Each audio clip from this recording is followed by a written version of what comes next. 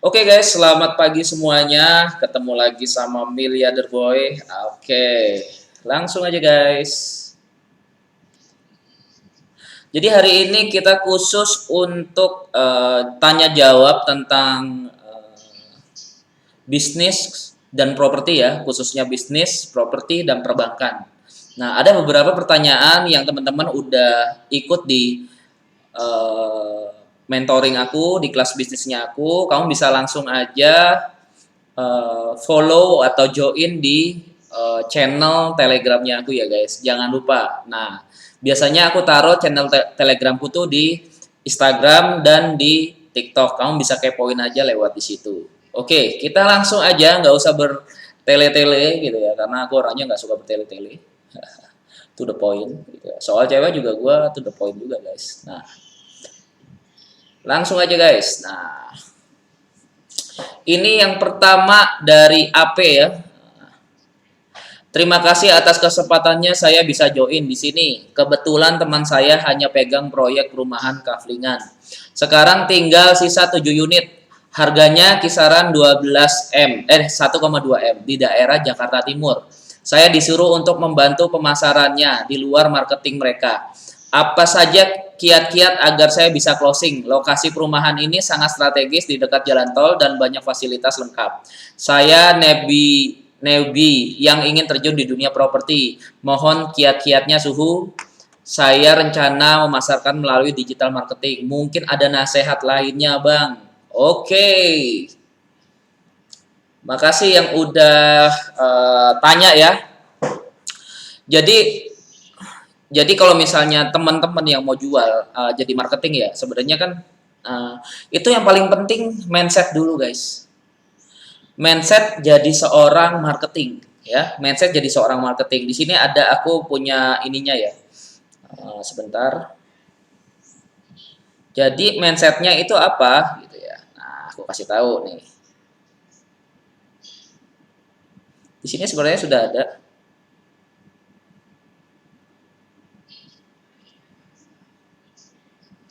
Oke, jadi mindsetnya itu yang menyebabkan marketing itu susah closing gitu ya. Yang menyebabkan marketing itu susah closing itu sebenarnya ada 13 hal gitu ya.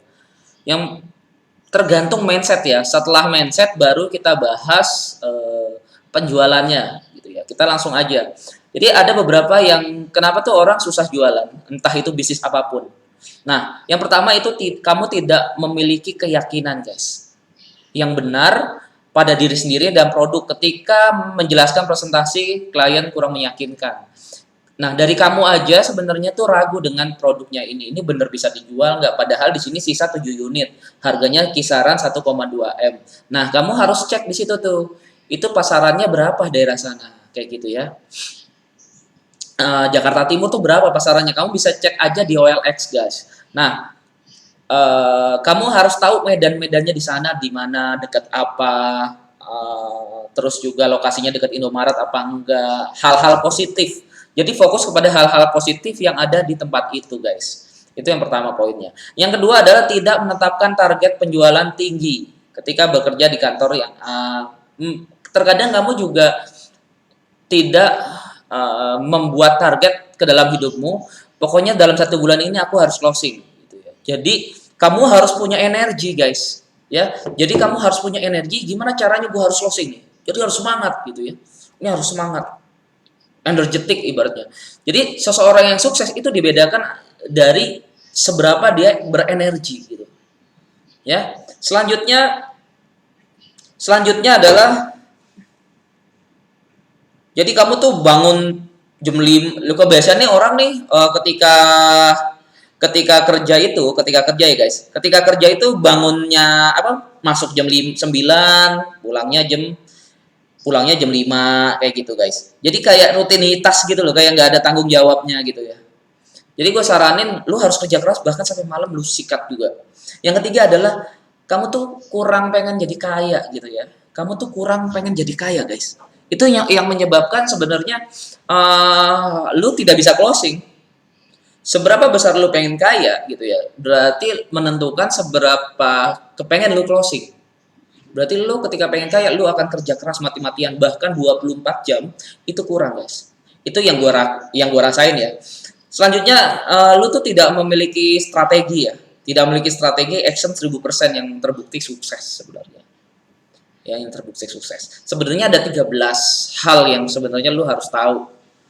Jadi semua bicara mindset, seberapa banyak lu nganter klien gitu ya. Lu kan bisa sekarang tuh yang namanya, jadi yang paling penting itu mindset, guys. Mindsetnya lu harus daya tahannya harus kuat, terus juga lu harus positif terus juga lu harus bisa afirmasi, gue pasti closing gitu ya. Terus apalagi ya, relasi lu juga bagus. Nah, pertanyaannya gimana kalau misalnya aku nggak punya relasi? Nah, di sini aku akan jawabnya, karena aku nggak bisa banyak-banyak jawabnya, nggak bisa panjang. Lu langsung ikutin kelas gua aja di Zoom meeting ya, di Zoom, via Zoom. Lu bisa ikutin kelas gua ya di situ ya. Nah, yang paling penting itulah kalau misalnya lu nggak punya relasi, yang pertama lu harus iklan di sosial media semua, guys. Kalau gue biasanya gue dulu sosial media tuh sehari gue bisa upload bisa 20 kali ya, guys. 20 kali, 30 kali gitu ya. Sekarang kan udah ada marketingnya, timnya sendiri, gue udah punya karyawan, jadi biasanya gue suruh mereka untuk uploadin. Jadi secara rutin mereka upload gitu. Terus lu sharing terus kayak gue misalnya main TikTok gitu ya. Ya setiap hari gue sharing, buat YouTube gue sharing terus, guys. Gue sharing terus. Jadi nggak pernah tuh gue nggak sharing. Bahkan sehari bisa gue buat konten bisa 10-20 TikTok ya. Yang kedua adalah gimana caranya ketika lu udah buat iklan, judulnya tuh harus membuat judulnya tuh harus membuat tuh orang pengen telepon lu gitu, pengen chat lu gitu. Nah, ketika chat atau telepon, buat keadaan itu supaya dia itu ngajak ketemu, guys. Ya itu ada rahasianya di Zoom meeting ya. Jadi gue punya kelas namanya Zoom meeting, master class di situ, guys.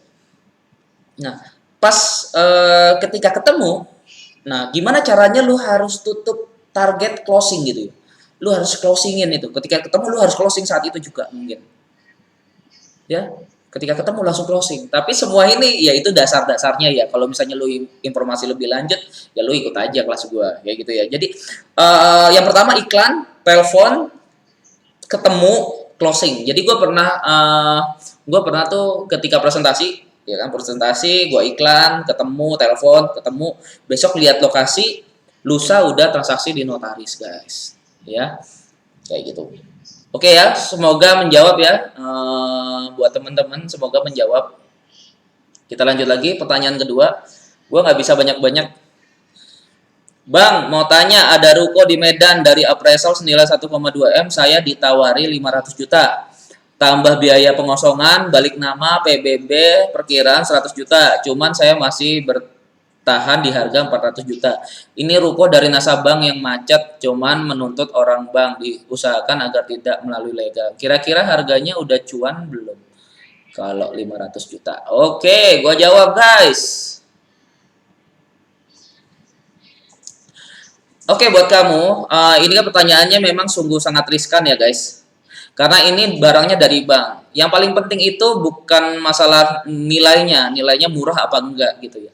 Permasalahannya adalah lu harus transaksi jangan lewat bank. Kalau perbedaannya adalah lelang sama jual beli. Itu perbedaannya adalah kalau lelang lu beli di bank. Tapi kalau jual beli lu beli langsung sama pemilik rumah gitu ya. Gua saranin lu jangan sama orang banknya negonya, lu langsung nego sama pemilik rumah gitu ya. Nego langsung, Bu, saya beli ya kayak gini. Nah, misalnya sisa hutangnya tuh 400 juta. Langsung aja lu bilang, gimana kalau misalnya 400 jutanya tuh saya tebus ke bank, sisa 200 jutanya saya kasih susu ibu gitu ya. Kalau nggak mau lepas saya, Bro, nanti ruwet, Bro. Jangan. Jadi kalau misalnya dia nggak ikhlas, jangan. Nanti ruwet. Mendingan lu beli terus langsung lu kasih susu berapa, sisanya selesai, tanda tangan, lu yang nebus sama dia, nebusnya bareng dia. Tapi ada kiat-kiat, hati-hatinya di sini nih, lu harus expert, guys. Kalau lu nggak expert, lu nanti kehilangan momen, kayak gitu ya. Kalau misalnya harga pasarnya 1,2, lu beli 400 juta, itu udah murah, udah beli aja. ya, biaya balik nama, biaya tambah biaya pengosongan. Jadi ini biaya pengosongan tuh nggak usah, lu nggak usah biaya pengosongan gitu ya. Ya, lu langsung nego sama pemiliknya, jangan lu bilang ini lelang ini. Saya tidak melalui lelang, makanya jangan lewat lelang, ruwet nanti. Lu langsung nego, mana nasabahnya? Nasabahnya sini deh, gua yang nego sendiri, nanti gue yang tembus sama dia. Misalnya sisa hutangnya 400 juta, ya udah lu bayar 600 juta, 200 jutanya kasih susu, 400 jutanya nebus guys. Nah makanya kalau misalnya hal-hal kayak gini nih gue nggak bisa lebih dalam ya, karena di sini semua ilmunya ada di kelas master di ini ya. Lu harus ikut dulu kelas master di Zoom meetingnya gue, kayak gitu guys. Oke kita lanjut. Semoga bisa menjawab dari Alex Leonardo gitu ya. Selanjutnya adalah dari list. Kalau boleh tahu asetnya itu punya penjual rumah apa pembeli? Kalau boleh tahu itu asetnya itu punya penjual rumah apa pembeli rumah gitu. Jika harga iya makanya harus beli di bawah ke pasar. Ya kalau misalnya kita beli itu ya sama yang pemilik rumah gitu ya. Jadi semuanya sama pemilik rumah guys.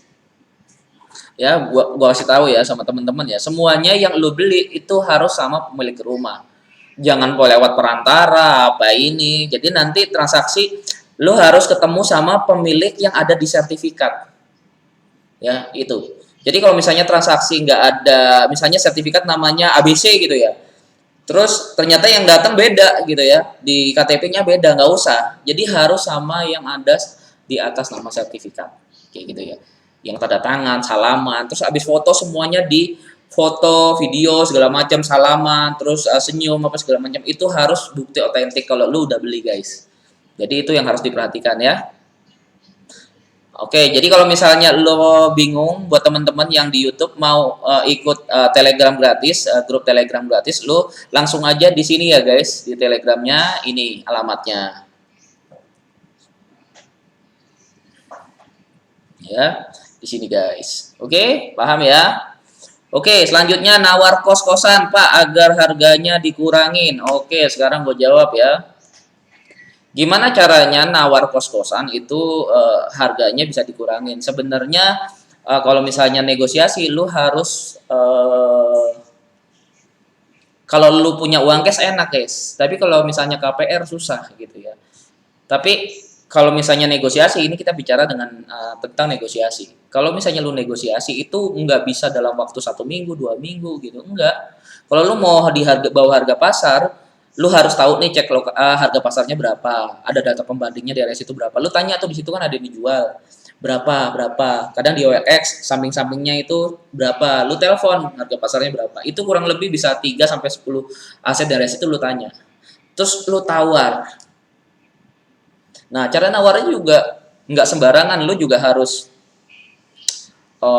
ketemu lagi, terus silaturahmi, Pak gimana Pak, baikin lagi, terus juga misalnya lu juga harus yang dikenai itu emosionalnya guys. Jadi saya tahu Pak, Bapak lagi kekurangan duit nih, saya ada uang segini, kayak gini-gini lah.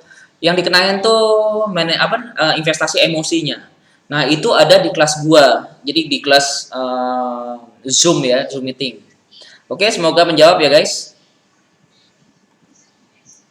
Oke, selanjutnya Assalamualaikum. Maaf saya menawarkan tanah di Pasuruan 50 meter harga. Ya, kalau minat saya juga ada tanah Pantura, tanah peruntukan untuk awas industri. Maaf. Oke. Jadi buat teman-teman di luar sana, kalau misalnya di konten Telegram itu jangan menjual kepada saya gitu ya. Kecuali kamu di Surabaya ya. Kalau di Surabaya, Sidoarjo, Gresik nggak apa-apa, kasih linknya ke aku, fotonya, misalnya NJOP-nya, PBB dan sebagainya. Nanti kalau misalnya aku berminat, kalau misalnya berminat, itu nanti aku akan hitung lokasinya segala macam agak appraisal.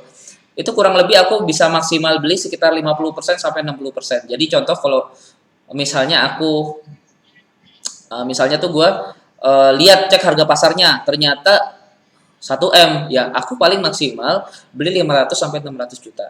Tapi uangnya cash ya. Nah, kelebihannya adalah aku bisa kasih uangnya kamu itu cash, tapi harganya juga nggak bisa mepet sama harga pasar. Contoh harga pasarnya 1,2, kamu jual 1,1 atau 1,1 M doang. Itu terlalu mepet sama harga pasar. Kalau 1,2 saya beli 600 atau 700 juta. Jadi kayak gitu. Nggak apa-apa aku beli uang cash. Ya kayak misalnya aku tuh di dealer, di tempat penjualan mobil. Tempat penjualan mobil itu kaya-kaya. Ya, misalnya kamu ke dealer mobil gitu yang ada bukan yang baru ya, yang second, dealer mobil second gitu. Itu belinya cash-cashan, guys. Tapi dia belinya memang jauh di bawah, tapi uangnya cash cepet. Ya. Itu buat teman-teman semoga apa namanya? Semoga bisa membantu tanya jawab. Silakan kalau misalnya kamu mau mau tanya jawab tentang bisnis properti, kamu bisa langsung aja ke sini guys ya di Miliarder Boy Club di Telegram. Bisa tanya jawab tentang semua pertanyaan investasi, bisnis dan perbankan. Oke, kalau kayak gitu langsung aja next time gue akan buat konten lagi buat teman-teman lu semua di sana. Semoga bermanfaat. See you next time guys.